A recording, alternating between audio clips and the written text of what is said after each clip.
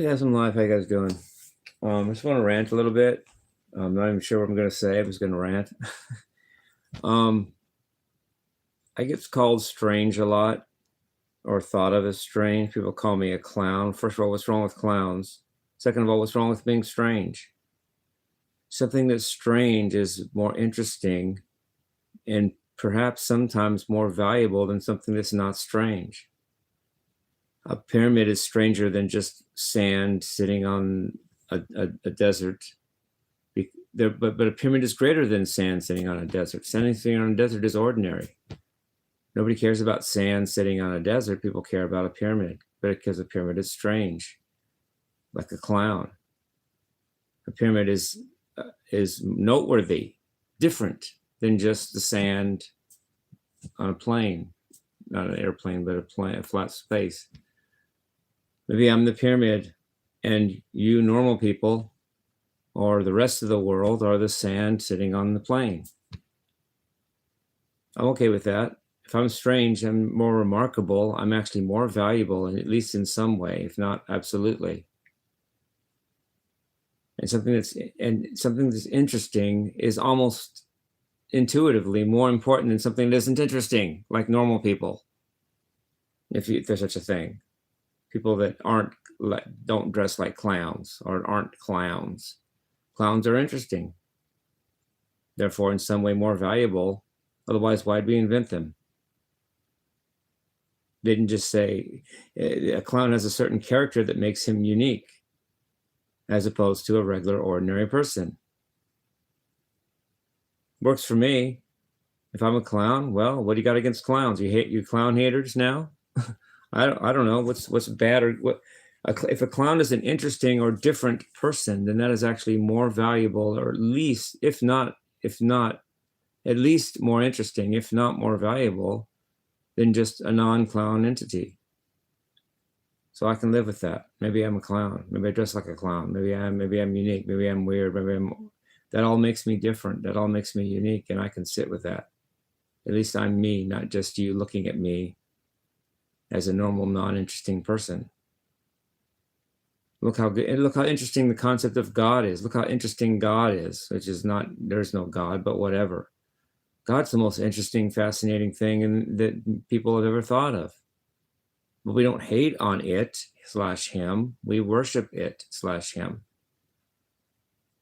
Something so unique that it existed all by itself without a creator, when that defies the laws of physics.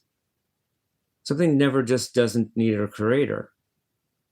If God doesn't need a creator, the universe doesn't need a creator, and therefore we can't prove there's a God. Even the existence of a universe doesn't prove there's a God, because what created that God doesn't solve the problem. In fact, it makes it weird and harder, because something more complex than the universe had to exist before the universe to be a God that made the universe. That's weirder and harder than the problem itself. Why did the universe get here? There's mathematical reasons for that. There's something called quantum space or quantum vacuum, where quarks and things can appear and disappear from nothing. All it would take is that on a mega scale to make this universe begin.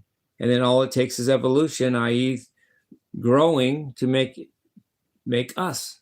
Sorry, it's just the most natural, physically not only reasonable but measurable or explanation for why we're here. Much simpler and more beautifully elegant and more logical than something more complex than the universe came first and then made the less complex universe. Well, what the fuck made the more complex thing? Oh, it's exempt from the idea that everything has to be a creator. Then that's not a principle anymore. If something's exempt from a principle, it's no longer a principle. If God's exempt from not having to have a creator, then so can the universe be. You can't say God doesn't need a creator, but the universe does. Well, who the fuck are you to say that? And first of all, you're breaking your own rule. If God doesn't need a creator to exist, neither does the universe. Otherwise, you're violating your own principle. If you say that the universe exists, therefore God has to exist, then I say God exists, something had to exist before that. Something, you can't start with a miracle or a breaking of logic and then claim to have logic or the lack of miracles, the lack of just things just happened the way they happened and we don't know why, or we weren't there so we can't say. But a bunch of assholes in councils and Trent and Nicaea in the early parts of after Jesus, quote unquote, died, told us what to believe by putting these manuscripts together, excluding the really good ones, and giving us the trash and telling us that it has to be true because they said so. Fuck them. Fuck you for thinking that has to be true because those assholes said so. Because you believe in something that's infinitely complex, had to start out existing before this lesser complex universe did. Well, fuck you and your screwed up brain. My thought for the day. Take it or leave it. If you hate me, hey, that makes me even more unique, doesn't it? Because things hated are more unique than things that have not nobody cares about or nobody thinks about. Hated or not, at least I'm thought about. At least I'm considered. At least I'm a thing. Normal people, regular people, average people don't have that. I do. So respect and bragging rights. And at least it sounds like it to me. If you want to argue with me, that's still giving me attention. It's still giving me consideration, even if you disagree with me. I'm still the focus of the conversation. I heard the other day that yesterday I heard an article was written about me or something was made about me. I didn't look into it. I can't follow all that. Plus, I'm not an egomaniac to have to know every little detail of what's said about me. I'm not paranoid like that. If the article was written, that's cool. Thank you for watching it, whatever it was. I go on with my life. Whatever life means, LOL. So that's my thought for the day. About my Def Leppard trilogy, I'm gonna go into that a little bit. I lost my way when I had just learned these songs. I just had the idea of the Def Leppard trilogy on my walk, and by the time I was home by a couple hours, it was already on the channel. I got confused between Armageddon It and Pour Some Sugar on Me. I mixed the parts up. In fact, when I was playing Armageddon It, I lost my way. I forgot what the next progression was. I forgot what the next thing was in the song, but I just went with it. I didn't lose the rhythm, and I didn't lose the attitude, and I kept playing.